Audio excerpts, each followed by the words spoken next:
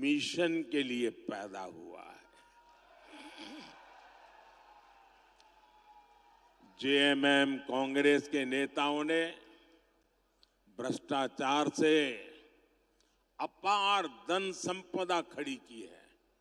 मेरे पास अपनी साइकिल भी नहीं है, न मेरा घर है। साथियों, संपत्ति हो, राजनीति हो, सब कुछ ये अपने अपने बच्चों के लिए अर्जित कर रहे हैं। ये उनके लिए विरासत में ढेर सारी काली कमाई छोड़कर जाएंगे। लेकिन मोदी को किसके लिए छोड़ना है भाई? आगे कुछ रखा ही नहीं है, पीछे भी कुछ रखा नहीं है।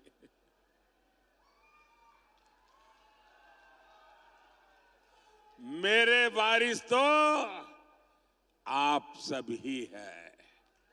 आपके बच्चे, आपके नाती पोते, यही मेरे वारिस है।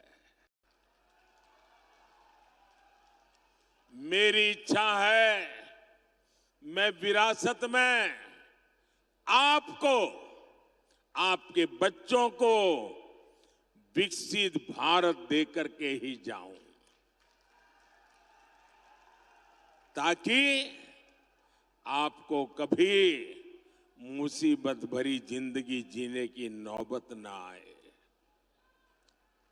आपका अच्छा जीवन हो, आपको वो सब न देखना पड़े जो मेरे जैसे परिवार, जो मैंने कभी देखा था, मेरे जैसे लाखों करोड़ों परिवारों ने देखा है। मैं वो स्थितियों से देश को मुक्ति दिलाना चाहता हूं। भाइयों बहनों, मेरे जीवन को आप भली भांति जानते हैं। मैं गरीबी का जीवन जीकर आया हूं।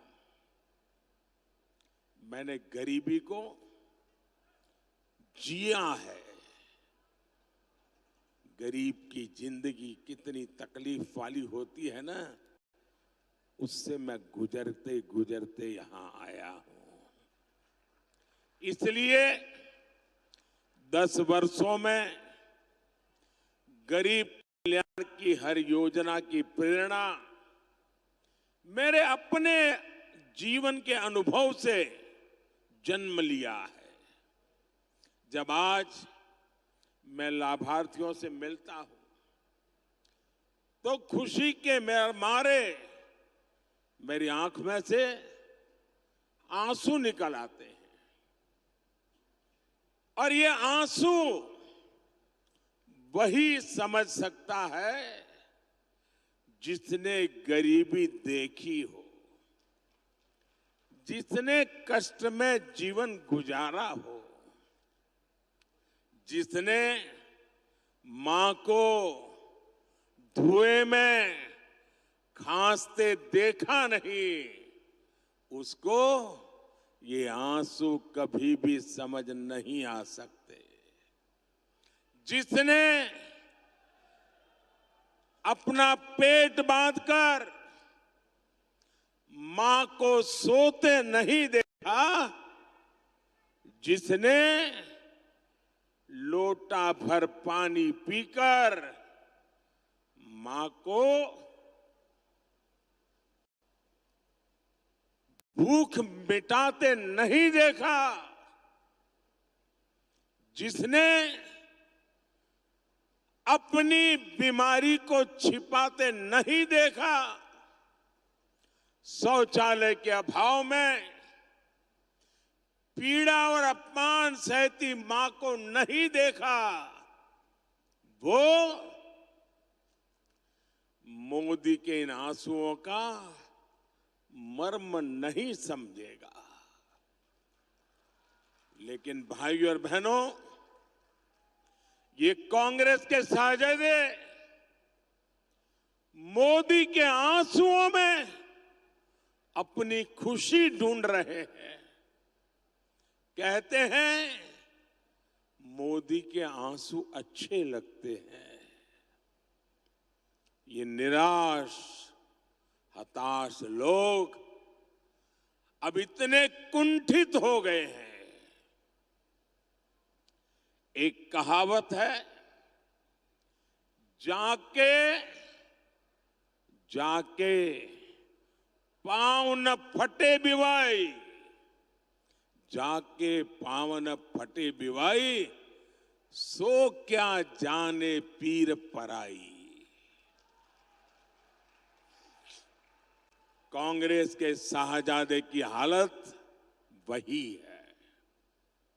वो तो गर्व से कहते हैं कि उनके घर में कई प्रधानमंत्री थे, खुद चांदी के चम्मच से खाते रहे, गरीब की, दलित आदिवासी की झोपड़ी में फोटो खिंचवाते रहे, लेकिन गरीब के लिए कुछ नहीं किया।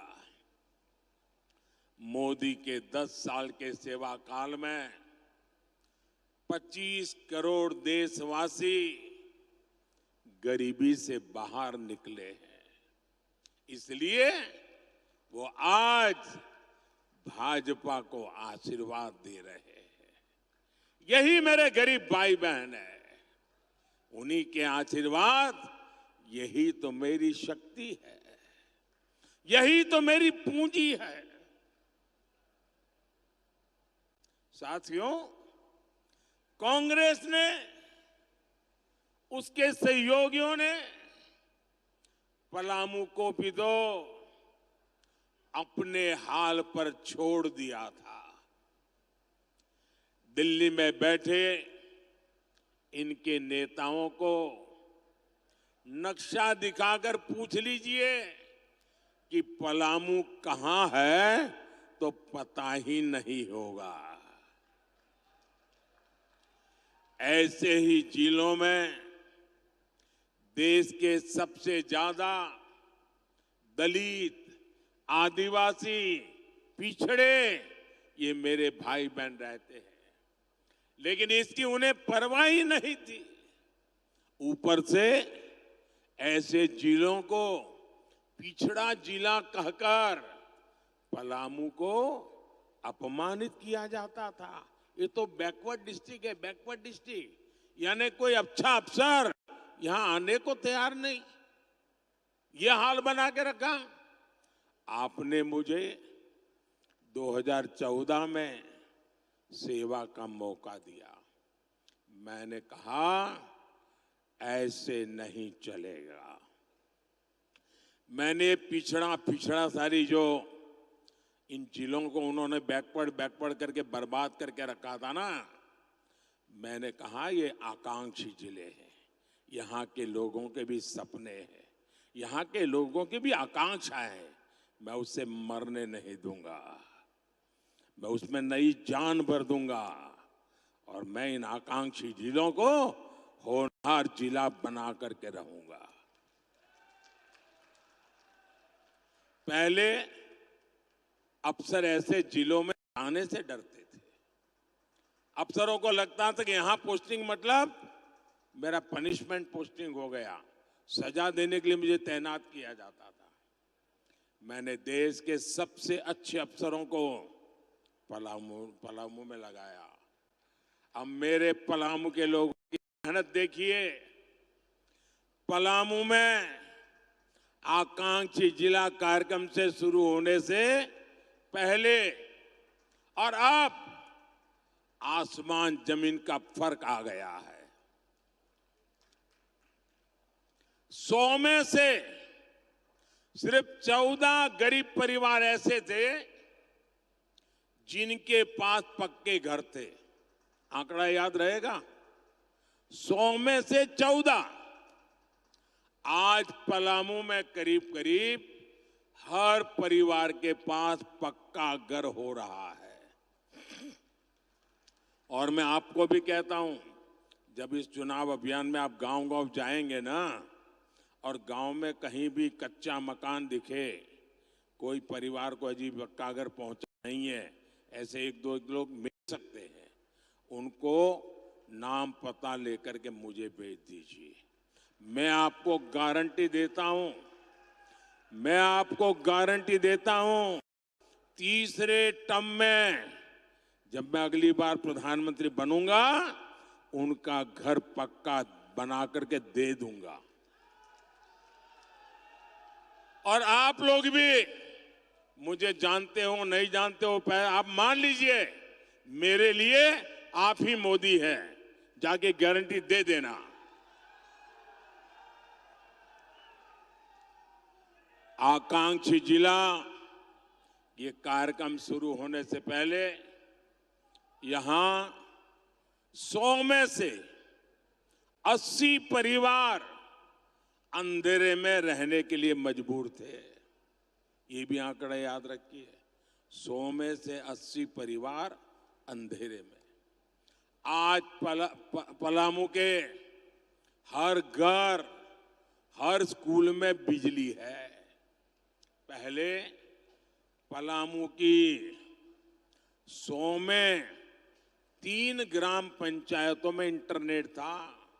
आज यहां हर गांव डिजिटल क्रांति का हिस्सा है। ये सब मोदी ने किसके लिए किया भाई? ये मोदी किसके लिए मेहनत करता है? किसके लिए करता है? किसके लिए करता है? ये मुझे संतोष हो रहा है कि मैं आपकी इस प्रकार से सेवा कर रहा हूं। ये मैं आपके बच्चों के लिए कर रहा हूं, मैं ये आपके उज्जवल भविष्य के लिए कर रहा हूं। और भाइयों बहनों, आज मैं पलामू को बधाई देने के साथ ही आपको सतर्क करने भी आया हूं। मोदी यहां रोजगार बढ़ाना चाहता है, मोदी आपके जीवन में खुशहाली लाना चाहता है, लेकिन कांग्रेस वालों की नजर आपकी जायदाद पर पड़ गई है। कांग्रेस हो या जेएमएम हो, उनको और कुछ नजर ही नहीं आता है। और ये कांग्रेस ने अभी अपना मैनिफेस्टो निकाला है, और बेईमानी देखिए, वो कह रहे हैं कि वो आपका एक्सरे करेंगे। एक्सरे, कितनी जमीन है, घर कहाँ है, कितने कमरे हैं, घर में सोना है कि नहीं है, चांदी है कि नहीं है, मंगलसूत्र है कि नहीं है, जांच कराएंगे। और फिर उसमें से कुछ हिस्सा आपसे छीन लेंगे और आपसे वो लेकर के अपनी वोट बैंक को देना चाहते हैं। क्या आप आपकी पूंजी छीनने देंगे? किसी भी सरकार को आपकी पूंजी लेने देंगे? आपकी मेहनत की कमाई, बचाई हुई कमाई किसी को देने देंगे? आपके पूर्वजों ने जो दिया है वो किसी को देने देंगे? ये आपकी कमाई का, आपकी फसल का, आपके बंधन का हिस्सा भी हड़प लेना चाहते हैं। साथियों, कांग्रेस और इंडी गठबंधन ने एक और खतरनाक बात कही है। ये लोग अब एससी, एसटी, ओबीसी का आरक्षण छीन लेना चाहते हैं। जब हमारा संविधान बन रहा था, तब संविधान निर्माताओं ने मिलकर तभी एक बात तय की थी, और ये पक्का हो गया था, सही सिक्के हो गए थे, कि भारत में कभी भी धर्म के आधार पर आरक्षण नहीं दिया जाएगा। लेकिन अब ये कांग्रेस और उनके चट्टे बट्टे ये जेएमएम और आरजेडी साहब, ये आदिवासियों का पिछड़ों का, दलितों का आरक्षण में डाका डालकर आरक्षण में से कुछ हिस्सा छीन करके ये धर्म के आधार पर संविधान बदल करके मुसलमानों को देना चाहती है। और कांग्रेस चिल्ला चिल्ला कर बोल रही है और ये आरजेडी जेएमएम वाले जवाब भी नहीं दे रहे। वो कांग्रेस के इस ऐलान पर मौन सहमति दे रहे हैं। क्या आप अपने आरक्षण के हक को जाने देंगे क्या? क्या आप अपने आरक्षण के हक को जाने देंगे क्या? बाबा साहब आंबेडकर ने दिया है, उसको छीनने देंगे क्या? मेरे आदिवासी भाई बहन, मेरे दलित भाई बहन, मेरे पिछड़े भाई बहन, आप लिख के रखिए, ये मेरी गारंटी है कि जब तक मोदी जिंदा है, जब तक मोदी जिंदा है, दलितों के, आदिवासियों के, पिछड़ों के आरक्षण में से रत्ती भर मैं धर्म के आधार पर उनकी वोट बैंक को नहीं देने दूंगा। मैं संविधान पर कोई भी छेड़छाड़ नहीं करने दूंगा। साथियों, भाजपा ने, एनडीए ने हमेशा आदिवासी हितों को सर्वोपरि रखा है। ये मेरा सौभाग्य है कि मैं देश का, ये मेरा सौभाग्य है कि मैं देश का पहला प्रधानमंत्री हूं जो उल्हातू गया, भगवान बिरसा मुंडा के गांव गया। साल 2025 भगवान बिरसा मुंडा का 150वां जन्म जयंती वर्ष है। मोदी ने तय किया है मेरे तीसरे प्रधानमंत्री के कार्यकाल के दरमियान हमारे बिरसा मुंडा जी के